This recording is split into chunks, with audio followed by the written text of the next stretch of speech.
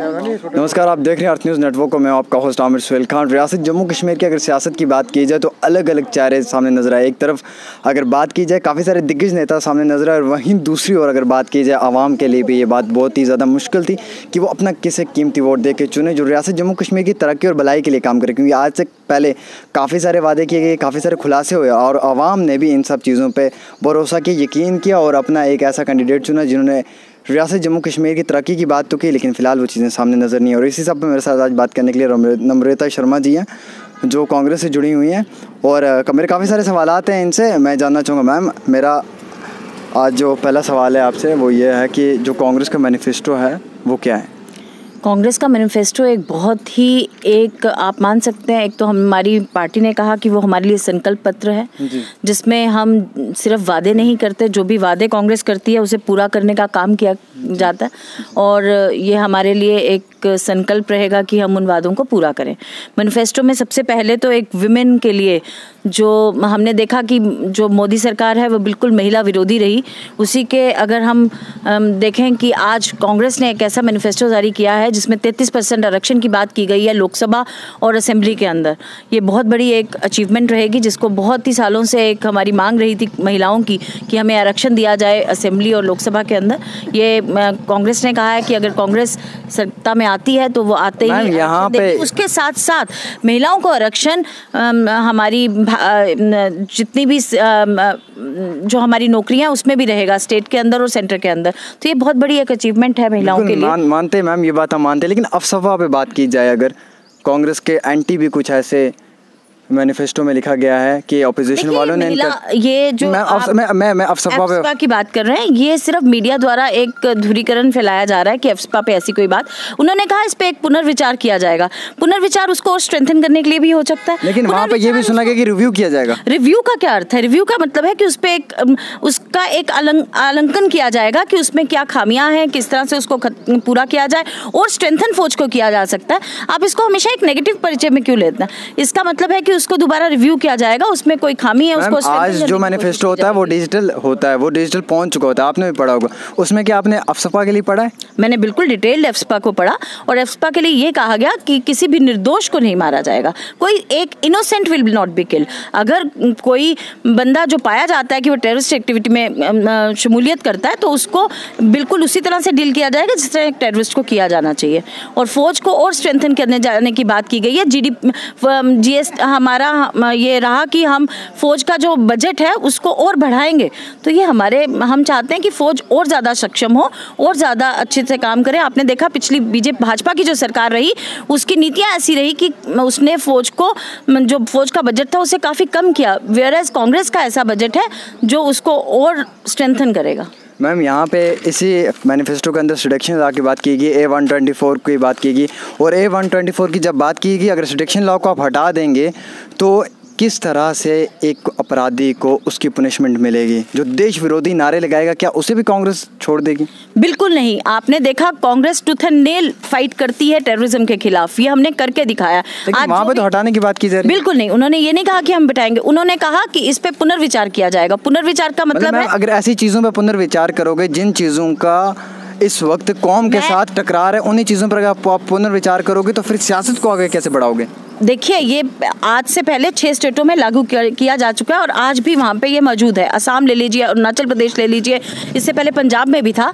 जहाँ जहाँ इसकी ज़रूरत जैसे जैसे लगती है उस हिसाब से इसको लगाया जाता है। आपको क्या लगता है कि एक निर्दोष को भी मारा जाना चाहिए इसके तहत? मैम, हम तो इस पर न्यूट्रल हैं और हम इस पर कुछ ऐसा नहीं कहना चाहेंगे, लेकिन हम ये पूछना चाहते हैं आपसे, अगर आप सिलेक्शन लॉ को हटा दोगे जो देश विरोधी नारे लगे जैसे JNU में लगाए गए, आपको किसने कहा कि उसको हटाया जाएगा? देश विरोधी नारे जो लगाता है मैम, आपके डिजिटल मैनिफेस्टो के अंदर क्या लिखा गया है? उसको कहा गया कि we will review it. What do you mean by review? Review is something to, we will see again, we will read it again, we will go through it and we will हम उसमें काम भी करेंगे। हाँ, बिल्कुल काम करेंगे। और बहुत सारी उसमें किस चीज़ पे काम? मैम, किस चीज़ पे काम करेंगे आप? लोगों की शमूलियत रहेगी, लोग उसमें विचार करेंगे कि इसको किस तरह से और स्ट्रेंथन किया जाए। आप ये क्यों सोचते हैं हमेशा कि उसको नेगेटिव ही कांग्रेस लेगी?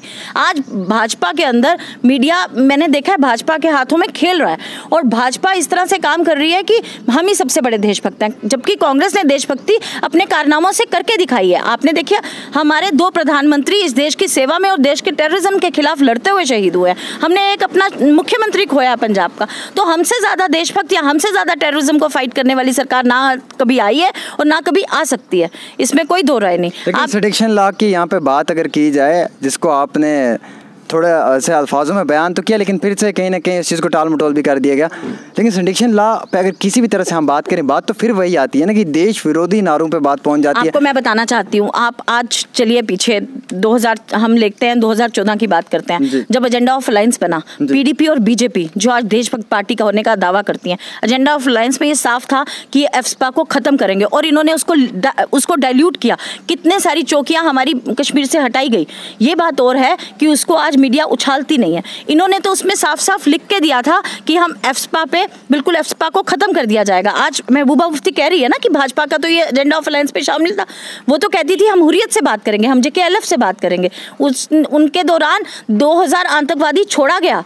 जो आज पत्थरबाज, जो आज फौजियों को शहीद कर रहा है, ये किसके दौरान हुआ? ये राजनाथ जी ने कहा हमारे बच्चे गुमराह हो गए और उन्होंने उनको छोड़ा।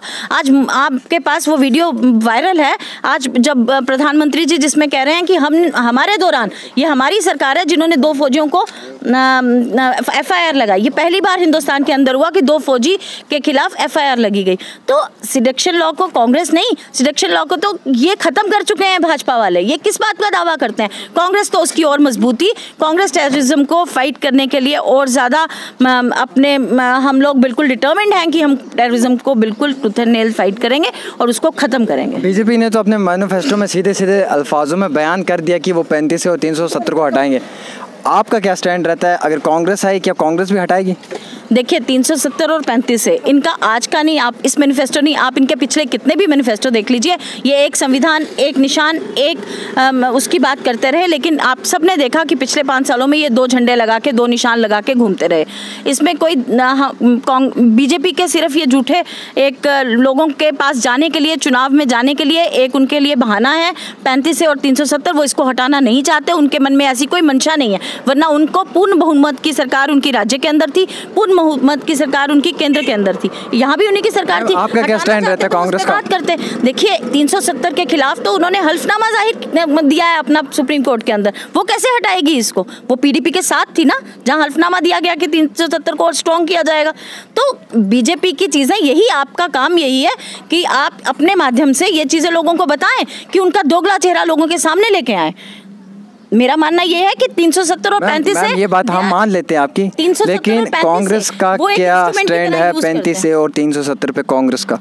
देखिए हमारा जो असेशन हुआ है, हम उसको मानते हैं कि वो एक संपूर्ण असेशन है, विलेज जो हमारा जम्मू कश्मीर का, और जम्मू कश्मीर भारत का एक अटूट अंग है जिसे हटाया नहीं जा सकता। अब 370 और 35 जैसी चीज़ें जो हैं ये सुप्रीम कोर्ट के अधीन है और मुझे लगता है कि ये इन बातों पे हम चर्चा नहीं कर सकते हैं। जिन बातों फिलहाल कांग्रेस 35 और 370 पर अपना कोई भी बयान जाहिर नहीं करना चाहती। देखिए जो चीज़ें भी सुप्रीम कोर्ट के होती हैं उस पर हम क्या चर्चा करेंगे, ये तो गलत है। जेटली जी जो इतने सीनियर नेता है, मुझे नहीं पता वो इलेक्शन आते ही उनको 370 और 35 की बात क्यों याद आ जाती है। राम मंदिर उन्होंने कहा था इतने सालों में बनाएंगे, आज पूर्ण बहुमत की सरकार थी, क्यों नहीं बनाया, किसने रोका? ये सिर्फ एक बहानेबाज सरकार है जो काम नहीं करना चाहती और सिर्फ इसी तरह के प्रलोभन देके लोगों को गुमराह करती है और वोट बटोरने की उनकी कोशिश रही है। जम्मू कश्मीर उनके लिए एक ऐसा हथियार बन चुका है जिसको वो पूरे इंडिया के अंदर चुनाव जीतने के लिए इस्तेमाल करना चाहते हैं। वो नहीं चाहते कि जम्मू कश्मीर का किसी तरह से भी यहाँ शांतिपूर्ण वातावरण बने, यहाँ लोगों के लिए एक जॉब अपॉर्चुनिटी हो, किसानों के लिए कुछ हो, ऐसा कुछ भी उनकी मंशा नहीं है जो साफ जाहिर होती है उनके इस मैनिफेस्टो के द्वारा। मैम यहाँ पर कांग्रेस ने एनसी के साथ अलायंस की और अलायंस करने के बाद एनसी की पार्टी में वो नेता हैं जो देश विरोधी बातें करते हैं, जो कहते हैं कि पाकिस्तान को एक गाली दी जाएगी तो हम 10 गालियाँ दें। क्या आज कांग्रेस को शर्म नहीं आ रही है ऐसी एनसी के साथ अलायंस करने के बाद? देखिए, एनसी के साथ अलायंस, जब कोई पार्टी सपोर्ट में आती है तो उसका वेलकम किया जाता है। एनसी ने कांग्रेस को सपोर्ट किया। जम्मू की दोनों सीटों पे आप देख रहे हैं कांग्रेस लड़ रही है। श्रीनगर में 2 सीटों पे कांग्रेस लड़ रही है। लद्दाख की सीट पे कांग्रेस अकेली लड़ रही है। तो अगर कोई समर्थन दे रहा है उसको कैसे वापस दिया जाएगा? तो मेरा मानना यह है कि आप बीजेपी के नेताओं को देखिए, जहां आपने देखा कि हरियाणा का मुख्यमंत्री किस तरह के बयान देता है, ये जो गिरिशंकर प्रसाद हैं कैसे बयान देते हैं, योगी जी का बयान देख लीजिए, एक तरफ अली और दूसरी तरफ बजरंग बली है। देश को विभाजन करने की जो नीतियां, इनको खत्म करने के लिए बहुत जरूरी है कि कांग्रेस दोबारा से सत्ता में आए और कांग्रेस का आना, कांग्रेस दोबारा में सत्ता में आए और देश विरोधी पार्टी में जो लोग नारे देते हैं उनके साथ अलायंस करे। देखिए, आप अलायंस की बात, भाजपा ने एक बात फैलाई थी कि हम भाजपा अकेले लड़ने जा रही है। आपने आज देखा कि भाजपा 35 पार्टियों के साथ आज गठबंधन है भाजपा का। भाजपा ने ऐसा अलायंस किया जहां पे उसने खुद 2 और 25 सीटें दूसरी पार्टीज को दी। तो मेरा कहने का तात्पर्य ये है, आज की जो राजनीति है, जो उसका समीकरण है, वो भारत के अंदर बदल चुका है। आज मिलजुल के चलने का समय आ गया। हम चाहते हैं कि हर एक तरह की आप लोगों की विचारधारा को साथ लेके एक मंच पे लेके चला जाए। और राहुल गांधी को ऐसी क्या मजबूरी आप पड़ी कि इलेक्शंस के दौरान अब 72 हज़ार रुपये लोगों को ये लालची देके वोट लेने? कैसी बातें करते हैं, इसमें मजबूरी की क्या बात है? हम लोगों के लिए सोचते आए हैं। इससे पहले भी कांग्रेस के ऐसे कार्यक्रम रहे। आपने देखा कि जब कांग्रेस की सरकार थी उसने पहले भी लोगों का कर्जा माफ किए किसान के।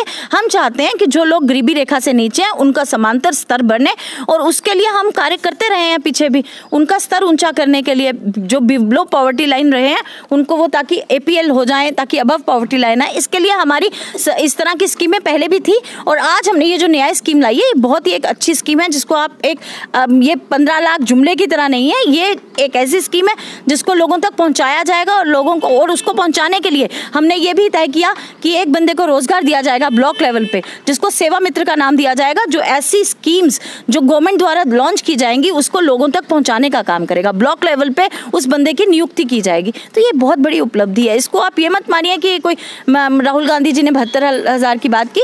जब किसी को आपने उसका स्तर बढ़ाना है, उसके लिए आपको सोचना पड़ेगा, वैसे विचार करने पड़ेंगे। और आपने देखा इस बार जो कांग्रेस का मैनिफेस्टो है, एक बड़ा एग्जॉस्टिव, जिसपे हर फील्ड में काम किया गया, हर क्षेत्र के अंदर काम किया गया। वो किसानों की बात हो, युवा रोजगार की बात हो, वो महिलाओं की बात हो, वो एक आम नागरिक की बात हो, वो गरीब की बात हो, तो हर सेक्शन ऑफ द सोसाइटी को उसमें एड्रेस करने की कोशिश की गई। और मुझे लगता है ये सबसे पहला एक इतना अच्छा मैनिफेस्टो है जो कॉम्प्रिहेंसिव मैनिफेस्टो है। इससे पहले तो मुझे लगता है कांग्रेस का भी ऐसा मैनिफेस्टो कभी नहीं रहा, जितना काम इस बार मैनिफेस्टो के ऊपर किया गया और जिस तरह से विचार किया गया, जिस तरह से इस पर मैनिफेस्टो का अपोजिशन वाले तो कहते हैं एंटी मैनिफेस्टो है। उनका तो काम है कहना, कुछ तो लोग कहेंगे, लोगों का काम है कहना। हम मानते हैं कि कांग्रेस से ज्यादा देशभक्त पार्टी और कोई नहीं हो सकती, क्योंकि हमारी देशभक्ति कामों से दिखती है, कामों से झलकती है। बात करें बीते हुए 70 वर्षों की, 70 वर्ष तो आप पे लगाएंगे नहीं, क्योंकि उसमें से कुछ वर्ष तो बाकी पार्टियों ने मिली है। हम खाली यहाँ पे 40-45 वर्ष लगाते हैं। उसमें युवाओं के लिए और देश के हित के लिए कांग्रेस ने कितना सोचा था? देखिए, अभी तक अगर भारत का ये स्तर है, कांग्रेस ने भारत को बनाने का काम किया, कांग्रेस ने भारत निर्माण का काम किया, जिसको कहा जा सकता है कि आज भारत जिन ऊंचाइयों पर खड़ा है उसमें कांग्रेस का एक अहम भूमिका है। आज कांग्रेस हवाई जहाज बना रहा है, आज कांग्रेस के पास ISRO, DRDO, AIIMS, IIT, IIM जैसे इंस्टीट्यूट्स हैं। ये किसने दिए? ये नेहरू जी की सोच थी, who was architect of India. So आप कहते हैं कि 70 वर्ष में क्या हुआ? आज कांग्रेस जिस मुकाम पे है, जब अंग्रेज भारत छोड़ के गए थे, आप उस टाइम का और आज का समय देखिए क्या है। जब अंग्रेज़ों ने भारत को छोड़ा, एक सुई बनाने के काबिल भारत नहीं रह गया था। आज भारत एक इंडिपेंडेंट देश की तरह खड़ा है और पूरे वर्ल्ड में एक चुनौती की तरह माना जा रहा है। तो ये कांग्रेस की ही देन है। चलिए, बहुत बहुत शुक्रिया बातचीत करने के लिए। धन्यवाद जी। काफ़ी सारे सवालात थे, काफ़ी सारे इल्ज़ामात भी इन पर मैंने आयद की कांग्रेस की पार्टी पे। कई सारे ऐसे भी सवालात थे कि जो इनको भी कई सारी नाराज़गियाँ पेश करते होंगे। लेकिन अब सवाल यहाँ पे ये उठता है कि जैसे आप लोग जानते हैं रियासत की सियासत है, तो सियासत में काफ़ी सारी बातें होती हैं। सियासत में कई सारे ऊंचे नीचे सवाल भी होते हैं। और जिस तरह से राहुल गांधी जी के काफ़ी सारे वादे भी थे और कांग्रेस ने भी काफ़ी सारे वादे अपने युवाओं के साथ भी किए हुए थे। अब आता समय और वक्त ही बताएगा कि वो वादे किस हद तक पूरे होते हैं और किस तरह से रियासत जम्मू कश्मीर की सियासत में तब्दीलियाँ आएंगी और आवाम किसे अपना हकूक़ देकर एक कैंडिडेट चुनेंगे और किस तरह से वो कैंडिडेट रियासत जम्मू कश्मीर की आवाम के हित के और विकास के लिए काम करेगा। आप जुड़े रहे अर्थ न्यूज़ नेटवर्क पर वीडियो जर्नलिस्ट यासिर चौहान के साथ। आमिर सुहेल खान, जम्मू।